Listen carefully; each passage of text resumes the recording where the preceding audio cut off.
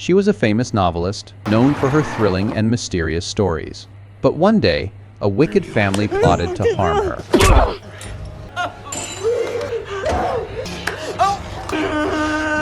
What they didn't expect was that she had survived, and now she was back, ready to take revenge in the most ruthless way. Hello, everyone. I don't have many subscribers, but your comment will be a ray of hope for me to have more motivation. At the start of the story, Tessa Thorne, a celebrated novelist, famed for her suspenseful and mysterious novels, is chatting on the phone with a friend.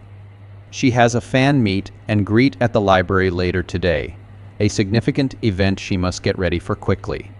After confirming her schedule, Tessa hops into her car, types the library's address into the GPS and sets off.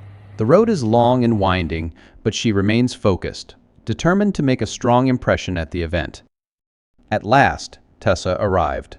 Her heart raced with excitement as she parked and stepped out of the car.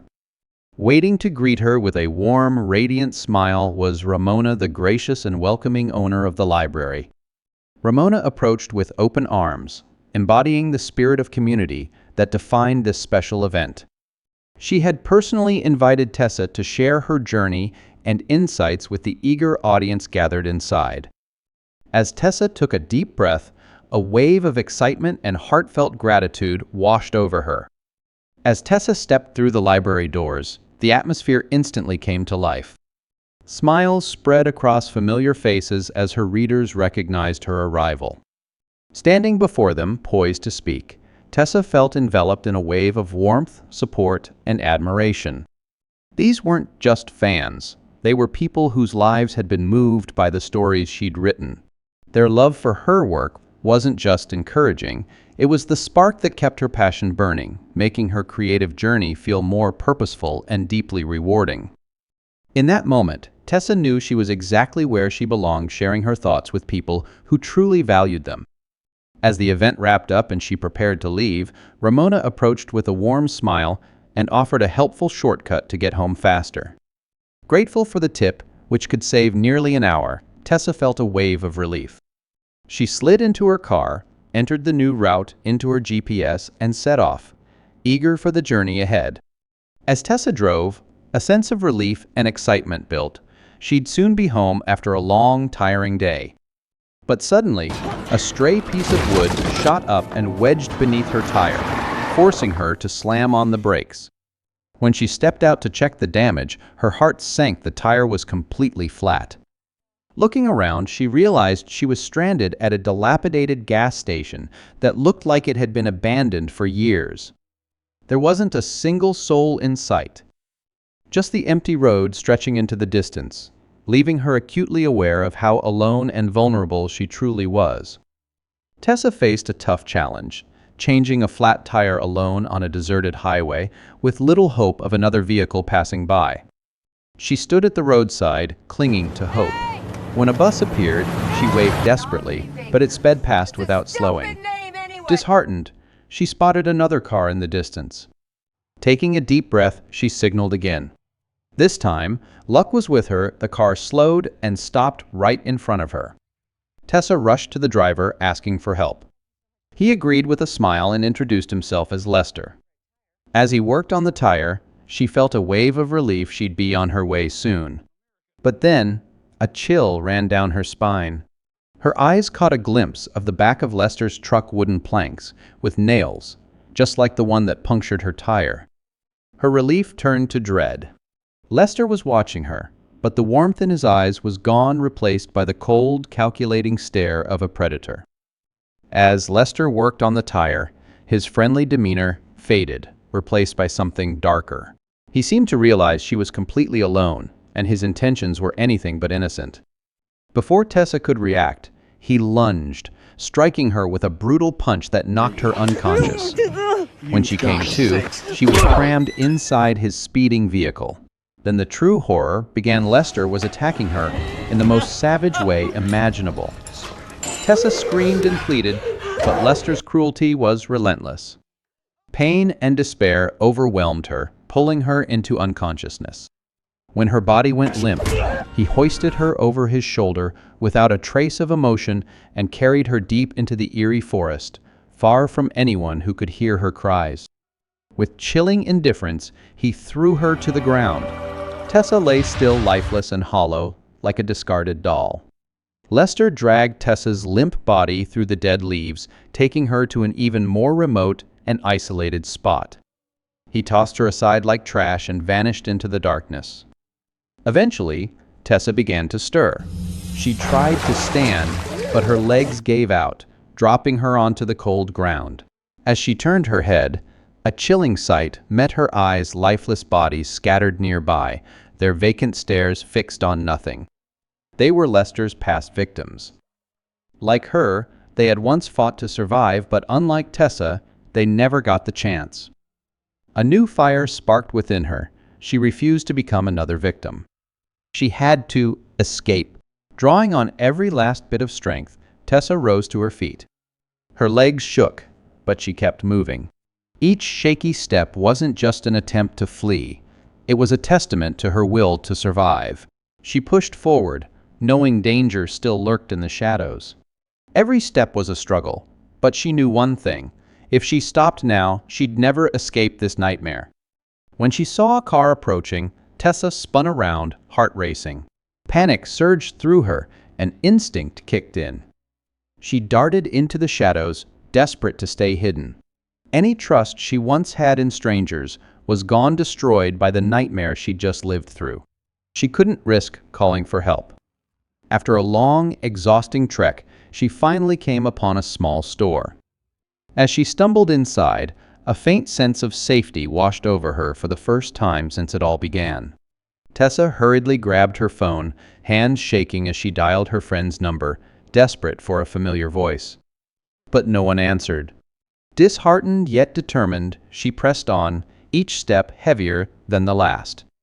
Once inside her home, she rushed to her locker, trembling as she retrieved her gun. Carefully loading each bullet, she knew this was her only chance to protect herself. Lester had her bag, her address, and knew exactly where she lived. The nightmare wasn't over. Exhausted and wounded, Tessa refused to go to the hospital. She couldn't risk leaving or facing anyone, fearing Lester might return to finish what he started. Instead, she withdrew to the safest corner of her home, the only place where she felt in control. Time healed her physical wounds, but the scars on her soul remained, sparking a fierce and relentless thirst for revenge. She couldn't let Lester roam free or ruin more lives. Tessa vowed to face him and this time be in control. As she planned her next move, her phone rang. A voice told her car was ready for pickup, but warned she had to get there before the police got involved. Without hesitation, Tessa rushed to the impound lot. There, she crossed paths with an older woman who noticed her wounds and quietly asked what had happened. Tessa, as if finally releasing a burden, slowly recounted her brutal encounter with Lester. The woman then shared her own harrowing past, abused and tortured by her stepfather, a monster who left her permanently disabled and blind. Her story pierced Tessa's soul, revealing that some scars never heal. With a low, sorrowful voice, the woman warned Tessa about the cruelty of the heartless, urging her to stay vigilant and strong in a world that often ignores women's suffering. Finally, Tessa drove home, her heart heavy. Once inside, she turned on her computer and discovered something alarming: photos of her taken by Ramona at the library, along with Ramona's insistence that she take the shortcut home. Confusion gave way to suspicion. Why had Ramona been so determined? A chill ran down Tessa's spine as the horrifying truth emerged.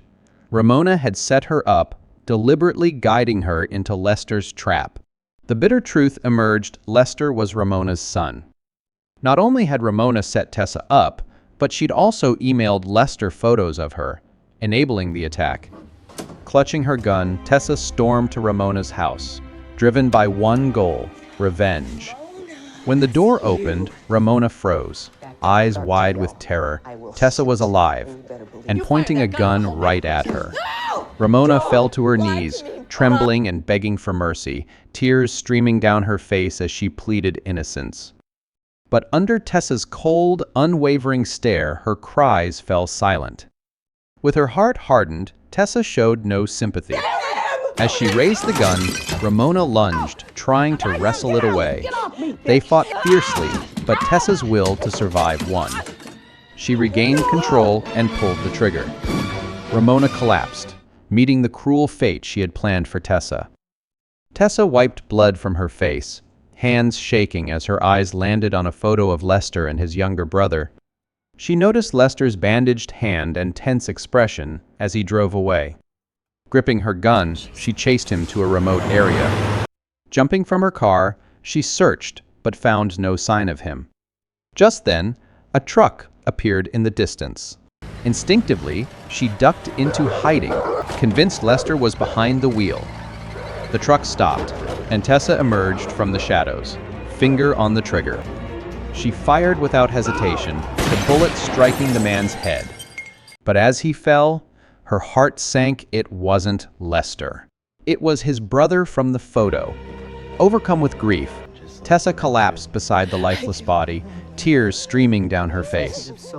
Tessa entered the empty house, her flashlight beam shaking as she moved deeper inside.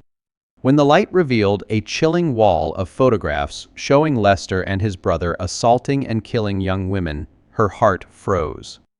She realized the monsters weren't acting alone. Their mother was complicit, luring victims, orchestrating kidnappings, and participating in the brutal murders. The horror deepened as memories flooded back during Lester's attack. A sudden flash had come from his brother, who was taking pictures of the nightmare. Quietly, Tessa crept further into the abandoned house, each step silent like a predator stalking prey. Then she saw Lester, unaware he was being watched. She tightened her grip on the gun. She could kill him from afar, but she wanted him to see her, to feel the fear he had once inflicted on his victims. Lester spun around, eyes wide with shock. Tessa, the woman he thought he'd killed, now stood before him, gun aimed and ready to deliver justice. Furious, he lunged at her, determined to finish the job. Tessa fired. The bullet hit him, but he wouldn't fall. Wounded and relentless, he advanced with murderous rage. Thinking quickly, Tessa grabbed a rusty, nail-studded plank and swung hard, driving the nails deep into Lester's face. He screamed in agony, blood pouring down his face, but still tried to crawl to the car, desperate to escape. Weak and wounded, he couldn't lift himself, his trembling hands failing at the door handle. As his vision blurred and breath faltered, he knew it was the end, no escape. Tessa stepped forward, aimed at his last weakness, and fired. It was over. Her revenge complete, she could finally move on, free from the nightmare.